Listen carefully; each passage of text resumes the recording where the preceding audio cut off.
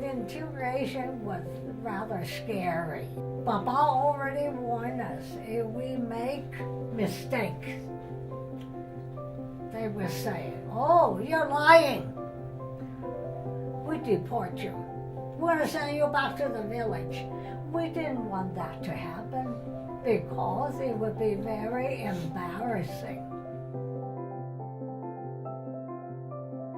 Who is that lady that came with you? And I said, she is my auntie, she's my Yi, she is my father's sister. Oh, all right. Are you sure? They asked. That lady is not your mother. I said, no, she's not my mother. I put on a poker face. Well, the 5 days that we were on Angel Island, well, there were no other children to play with. We were confined to our barracks, okay? And Lai Hong, Lai Hua, and I play in the corner of the room when there were no other people around. And it was very boring. There was nothing to do.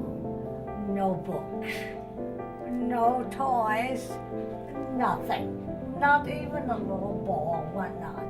But however, we were so young, we did not really worry about not having anything to do. The thing that's most important is that we have to concentrate on remembering to call Mama Ayi so we will not make a mistake in front of other people. We just pass our time by talking and gossiping a little bit about our lives in the from where we came from, and we never felt the passing the time was a problem. We were just so glad to be in the United States. Well, for first, I did not talk about Angel Island for 50 years. I wouldn't talk about it. Papa and Mama would not talk about it. The people in Oakland, Chinatown, they would not talk about it. Number one, they felt ashamed. They were ashamed. And number two, they would rather sweep the Angel Island towards under the rug, sweep it under the rug and forget about it.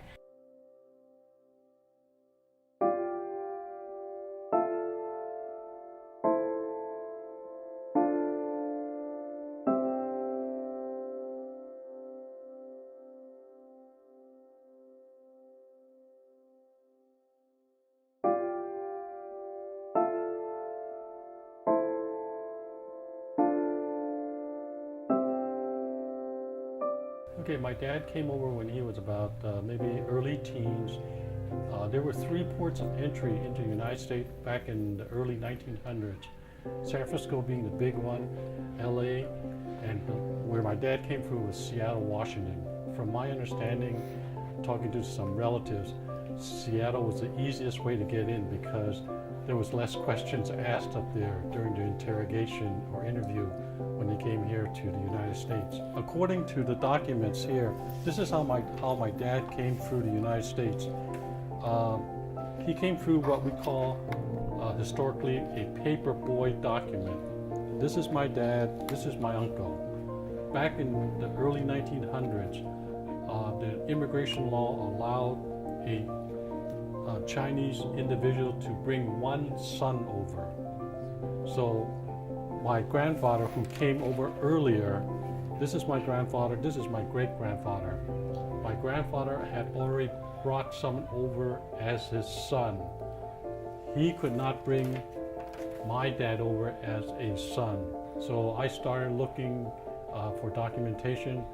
I emailed her photos of what I have from my dad to give to her, and she is formulating or setting up files on my mom's side, and I'm doing it for my side.